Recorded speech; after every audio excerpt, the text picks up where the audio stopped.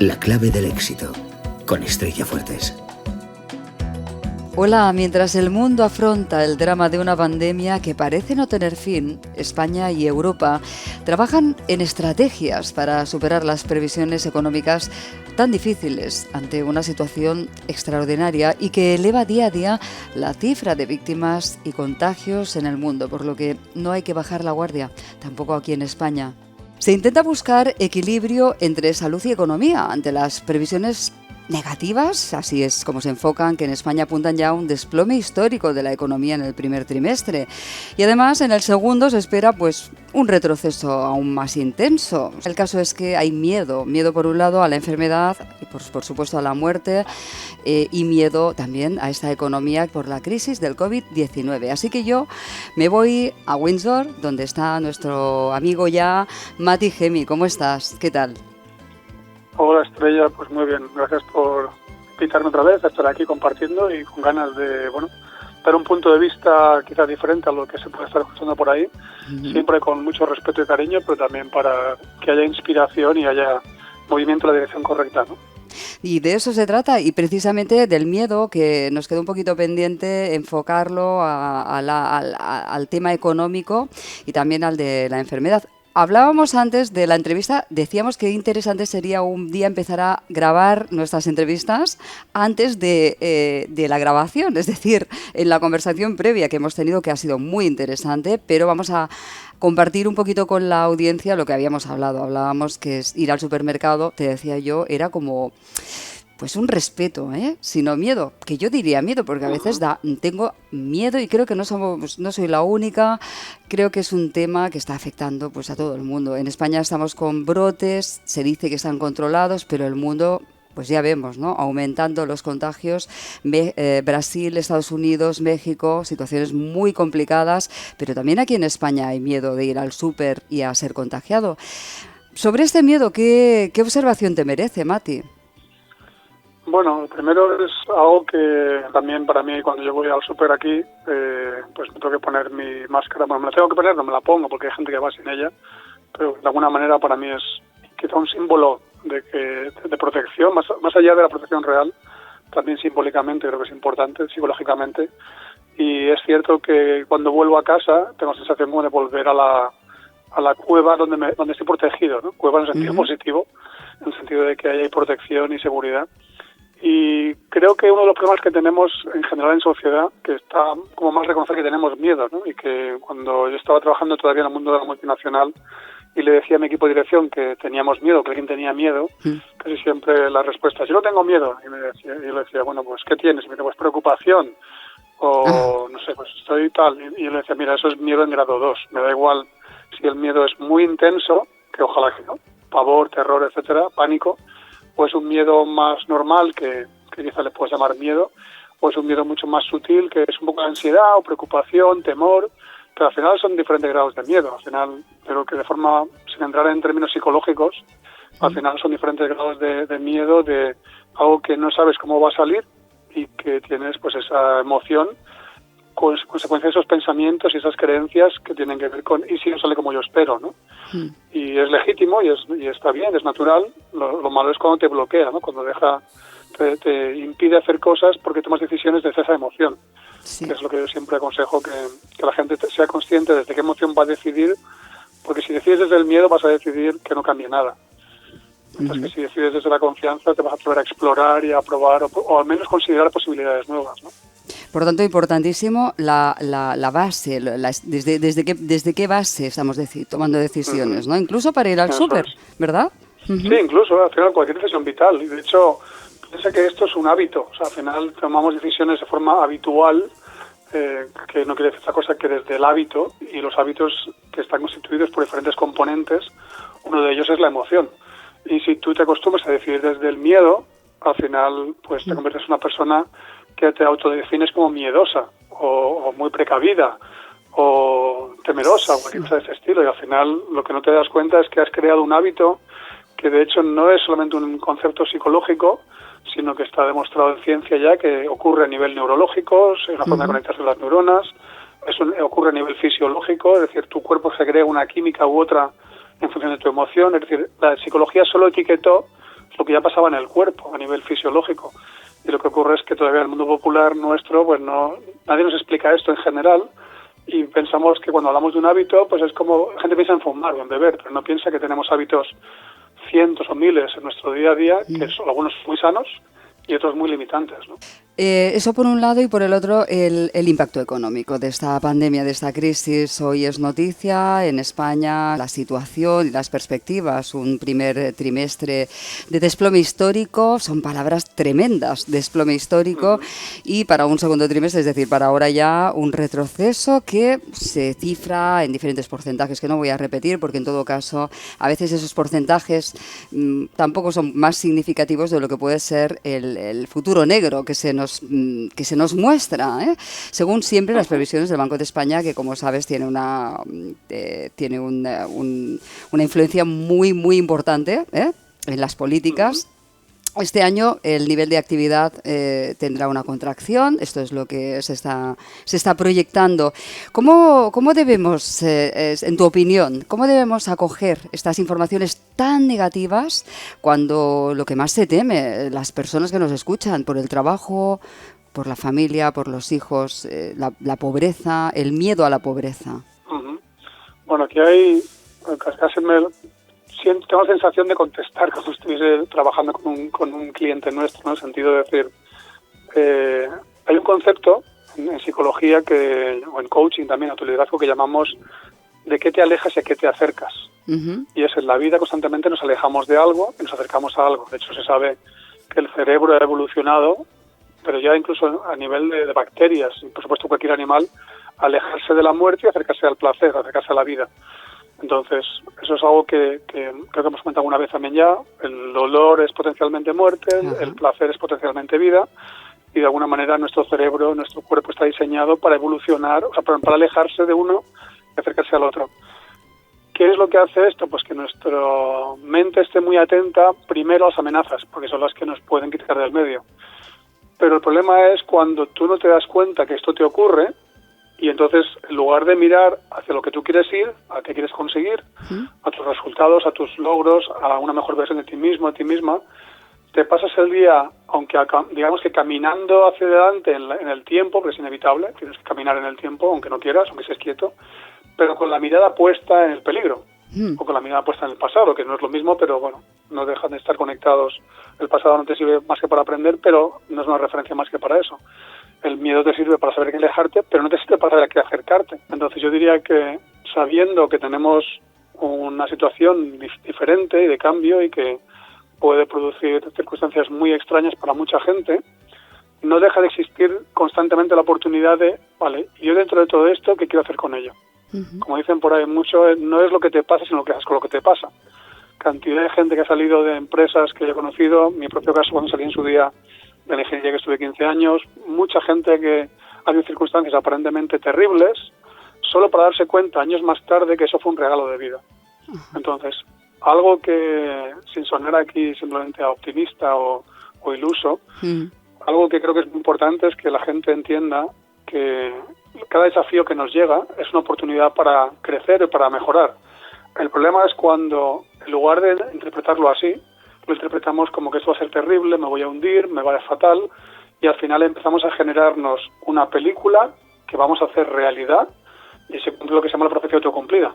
Entonces, el peligro es comprar eso. Y existe el riesgo de que esta película sea además colectiva, ¿verdad? Claro. Es decir, con impacto social. Eso es, el famosa frase que tenemos en España, ¿no? ¿Cómo es esto? Mal de muchos, consuelo de pocos o de tontos, como quieres decirlo, pero al final... Consuelo de tontos, se suele decir, sí. Claro, no queremos, no tiene sentido que porque haya gente que no va a saber interpretar esto de una forma más sana, te tengas que sumar a su causa, o te tengas que sumar, o les puedes ayudar, por supuesto, pero ayúdales haciendo tú que la economía mejore, o haciendo que tu economía mejore, haciendo que tengas una perspectiva más sana. Yo desde que empezó el tema del COVID lo tenía claro, tenía que compartir conocimientos y hacer a la gente que tuviese inspiración y capacidad, porque al final, si yo quiero en un futuro vender productos, tengo que tener a la gente que tenga ganas de invertir porque tenga confianza. Si todo el mundo tiene miedo, al final nos encerramos todos en casa, echamos la persiana y nos comeremos unos a otros, porque no saldremos fuera por nada. Entonces, Sí, no saldremos ni a tomar un café. Entre el miedo del virus y el miedo... No gastaremos, claro, no gastaremos, no saldremos. O sea, ninguna economía se puede sostener si todo el mundo está basado en el miedo. De hecho, no hay más que ver los regímenes totalitarios que ha habido a lo largo de los últimos siglos que han conseguido. Al final tenían que sostener a la población de manera artificial porque la gente no se atrevía a hacer nada distinto. No había innovación, no había posibilidad de mejorar, de avanzar, no había una capacidad de hacer algo que todavía leía un autor que me encantó, que decía: el ser humano está diseñado para adaptarse. Hemos conquistado todos los continentes. Hemos evolucionado más que ninguna especie, a veces no para bien del todo, pero bueno, hemos evolucionado. Y claro, si te capan, digamos, políticamente o emocionalmente posibilidades, al final la gente no se puede adaptar o se adapta simplemente a vivir desde el miedo, lo cual es terrible. O sea, ninguna economía que haya vivido o se haya basado en el miedo ha evolucionado. Se han quedado siempre estancadas. De hecho, sabemos que el miedo es un arma que utilizan algunos gobiernos para controlar a la población. Y al final, desde ahí no hay crecimiento, no hay innovación. Está demostrado científicamente que un cerebro que siente miedo, o una persona que siente miedo, los mensajes que le llegan al cerebro es: no hagas nada nuevo, quédate donde estás. Y esto se ve cuando tú tienes miedo, tu tipo de respiración afecta a cómo late tu corazón, y eso influye en tu amígdala, que es una parte del cerebro emocional que lo que dice es: manda solamente riego sanguíneo a la parte emocional, al límbico y al reptiliano, que son las partes donde hacemos más de lo mismo. No explores nada nuevo, no pruebes nada distinto, no hay creatividad ni innovación. Entonces, ya que está demostrado científicamente, usemos la información para entender el miedo, saber que está ahí, tenerlo controlado, pero decidir después mirar hacia dónde están las posibilidades. ¿Qué puedo hacer diferente? ¿Qué puedo aprender? Estos días hablaba con mi hijo, el mayor, que tiene 20 años, y estoy encantado con el mundo que se le presenta. Y la gente me dirá: ¿eso estás loco? Digo, no. La tecnología apunta para la capacidad de aprender como nunca la ha habido. Detectar oportunidades en el mercado es espectacularmente fácil. O sea, tienes que estar rodeado de gente con la mentalidad correcta. Pues vamos a ir a esto precisamente porque esta situación también ha supuesto cambios en la actividad laboral y profesional con sectores que hasta hace poco no valorábamos y que ahora se perciben con más interés. Resulta curioso, algunos estudios apuntan que 3 de cada 4 españoles estarían contentos de la actividad que han tenido durante la pandemia. ¿Cómo lo ves? Sí, al final, bueno, yo creo que una de las cosas que ha pasado con la pandemia y con este confinamiento que hemos vivido es que mucha gente se ha dado cuenta, primero, que se puede adaptar, y segundo, algo que muchas empresas les parecía imposible o impensable, es que se puede teletrabajar y que no hace falta gastar gasolina para ir a un trabajo, donde los jefes quieren seguir controlando, pero los líderes confían en su gente. Es la diferencia, nosotros hacemos siempre entre esos dos términos. Un jefe no es lo mismo que un líder guía. De hecho, la palabra líder viene del inglés y viene exactamente de un verbo que es to lead, que es guiar. Mientras que un jefe, pues lo que hace, como digo yo, es jefear. Generalmente no utiliza las emociones adecuadas para inspirar a su gente y para marcar el camino, sino que quiere que los demás hagan, muchas veces sin demostrar él o ella misma lo que le está pidiendo a los demás, ¿no? Entonces yo creo que lo que se ha descubierto es que trabajando desde casa se puede producir tanto o más. Los que ya lo hacíamos, pues no ha cambiado gran cosa, más allá me refiero al trabajo, ha cambiado por supuesto el ir a la compra, como decíamos antes, o ha cambiado el ir de vacaciones y demás, o ver amigos, pero profesionalmente para mucha gente no ha habido tanto cambio. Para otros sí, porque han tenido que ir físicamente al trabajo. Para otros mucho, porque no tenían, por ejemplo, hablamos estos días de hoteles, sus clientes no venían, y ahí tiene que ver cómo me reinvento, ¿no? Sí. Pero lo cierto es que mucha gente ha descubierto que ahorra tiempo, está más tiempo con la familia, se puede organizar, y al final, creando las condiciones adecuadas, se pueden conseguir cosas que antes no imaginábamos posibles, ¿no?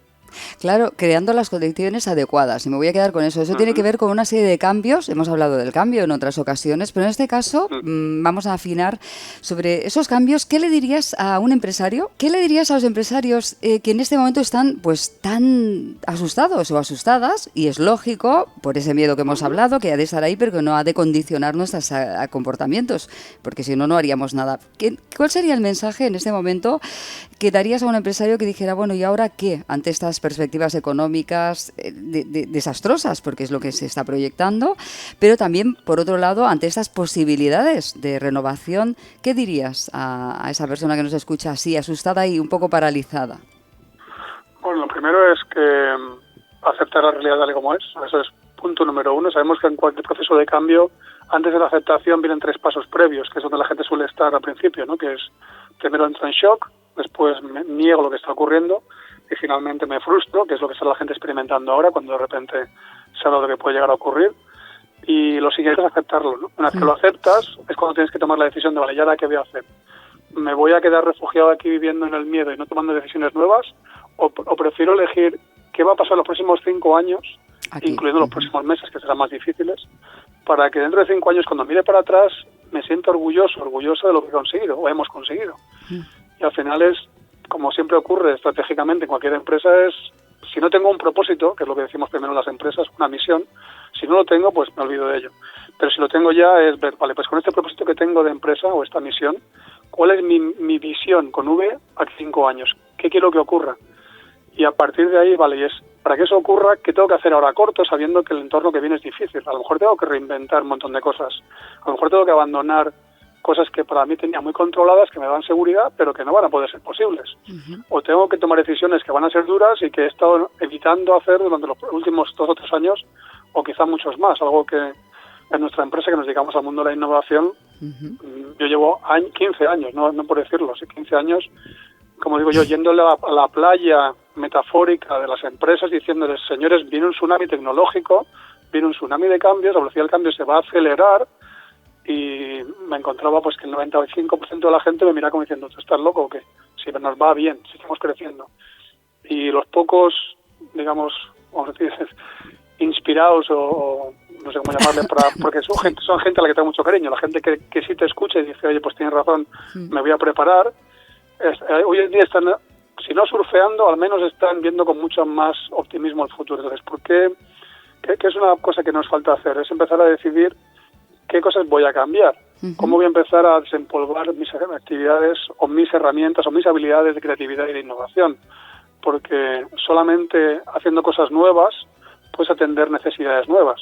Algo que te comentaba antes de entrar a la Interesante, sesión sí, de la entrevista es justamente esto. Hay un indicador de McKinsey, una de las consultoras más grandes del mundo, que tiene un indicador que es el fundamental de innovación, que es qué porcentaje de tus productos y servicios o de tus soluciones tienen menos de X años. Solemos decir 5, pero depende de la industria. La industria, a lo mejor hotelera, si el cambio es muy rápido, si es muy lento, por mejor dicho en este caso, a lo mejor si cambia la industria cada 10 años, pues podrías decir, bueno, pues con que tenga menos de 10 años mis soluciones, quizás no son tan obsoletas.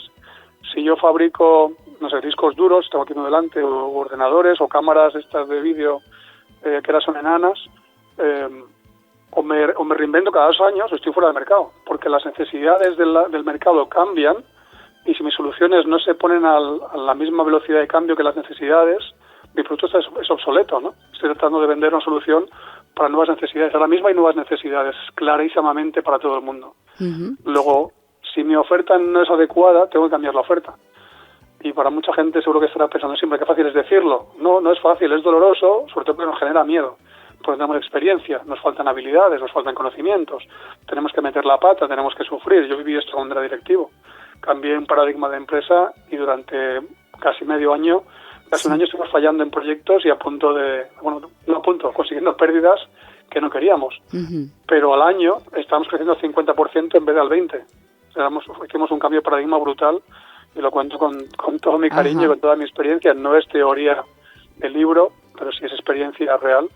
Y la innovación, si la tenías en marcha ya, pues es simplemente acelerar un poco más y lo verás más optimista al futuro.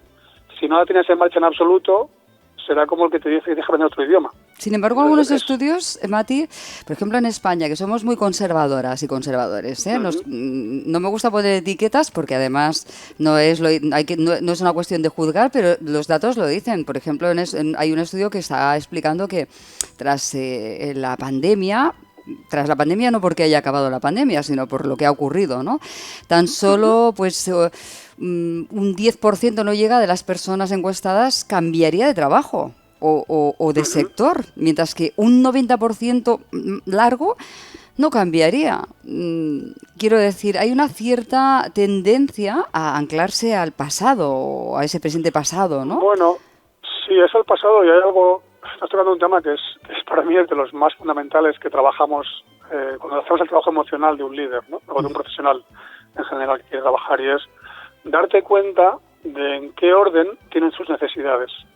Y si habla, no es el modelo de Abraham Maslow, pues un modelo similar que trabajamos, y si para ti la certeza es el valor es la necesidad número uno, y valoras la certeza por encima de todo lo demás, es una necesidad y además es un valor, ¿qué va a ocurrir? Que cualquier cosa que produzca incertidumbre la vas a rechazar. Entonces, ¿qué ocurre en tu vida? Si tú vas con tu foco puesto, tu filtro es primero certeza antes que nada. Todo lo que no produzca certeza, o no lo ves o no lo quieres y lo rechazas.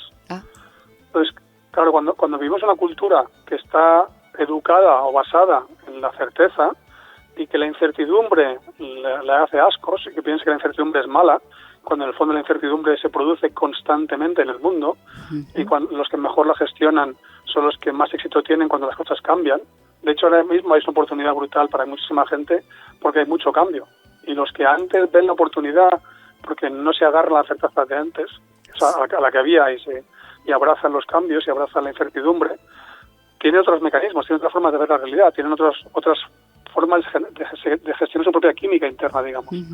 Entonces, algo muy importante es tomar la decisión de quiero que la certeza siga siendo mi necesidad número uno, voy a valorar la certeza por encima de todo, o me doy cuenta de que en un mundo que no para de acelerarse, que hay empresas como SpaceX de Elon Musk compitiendo con la NASA para ir al espacio, que el mundo no va a ser para nada el mismo dentro de 10 o 20 años con el tema de robótica, inteligencia artificial, etcétera, etcétera.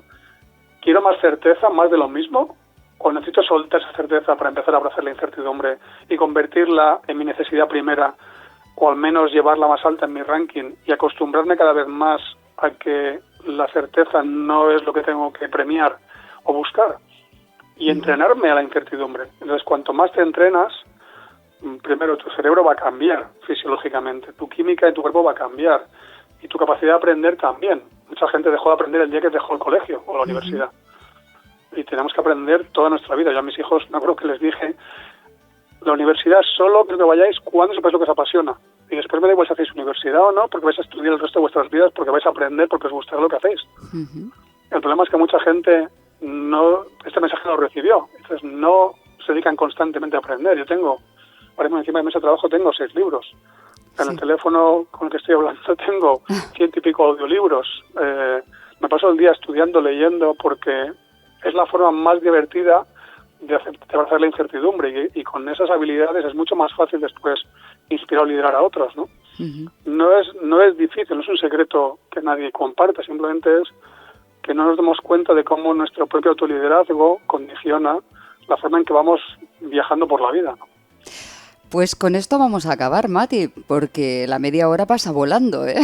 Siempre es tan interesante hablar con Mati Gemi, que yo recuerdo, autor de ese vídeo viral, me gusta mucho decirlo, porque hace poquito que habéis cumplido ya más de 10 millones de visitas a vuestro canal de YouTube, Innovation.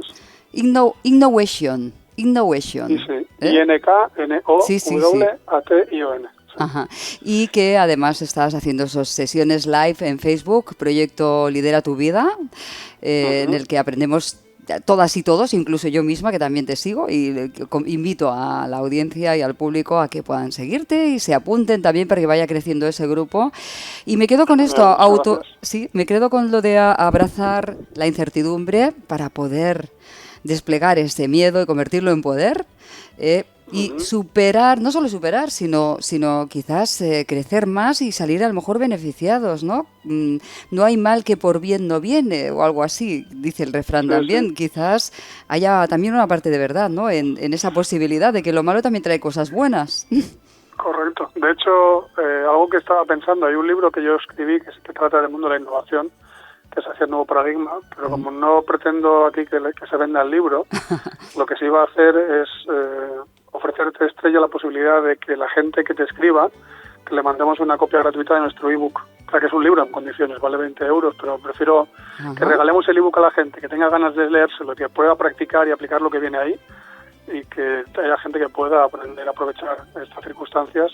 Ujú. No el papel, que sí tiene un coste para nosotros, pero el ebook no tiene coste, con lo cual prefiero que haya gente que cambie su empresa, cambie su vida porque tuvo el coraje de aplicar lo que les contamos Ajá. y no dejarlo, no seguir simplemente sufriendo, digamos, las malas noticias, sino que también haya buenas como esta, ¿no? Que alguien te pueda querer compartir contigo su ebook y te sirve para inspirarte y darte cuenta que puedes cambiar la forma en que el futuro pinta, ¿no? Leerlo y sobre todo aplicarlo. Si no lo aplican, al final es como el que tiene un tío en América que decimos que no le sirve para nada.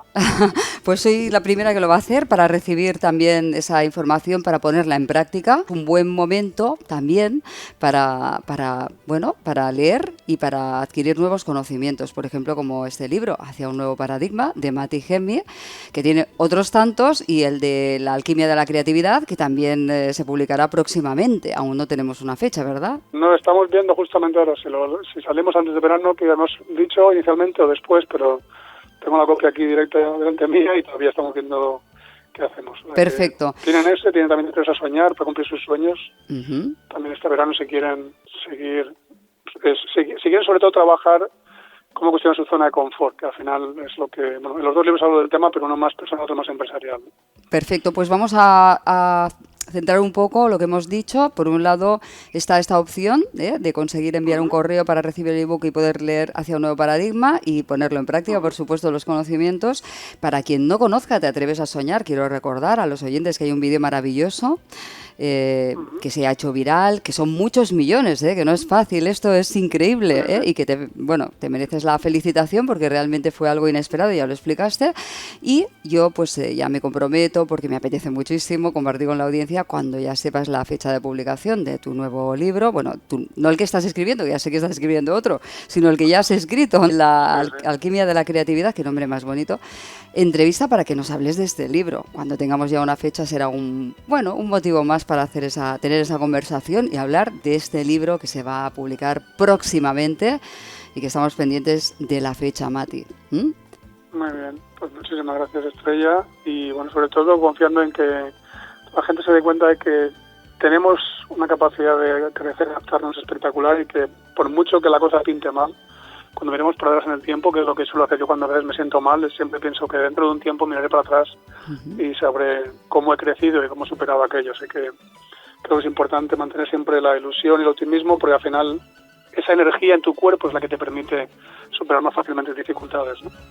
Va a ser el motor para superar esas dificultades, esa ilusión incluso, ¿verdad? Ese optimismo. Eso es. Y desde ahí tendremos la energía, la gasolina, sin ello no, ¿verdad? Me ha gustado mucho que hayas dado este mensaje final y con él cerramos esta conversación por hoy. Muchísimas gracias, Mati. Un abrazo y hasta muy pronto. Muy bien, a ti, Estrella, por la invitación y deseando que te lleguen gente diciéndote que han aprendido a cambiar y a crecer y que, bueno, están consiguiendo el éxito, que al final están aquí para eso contigo también. Gracias. Venga, hasta luego.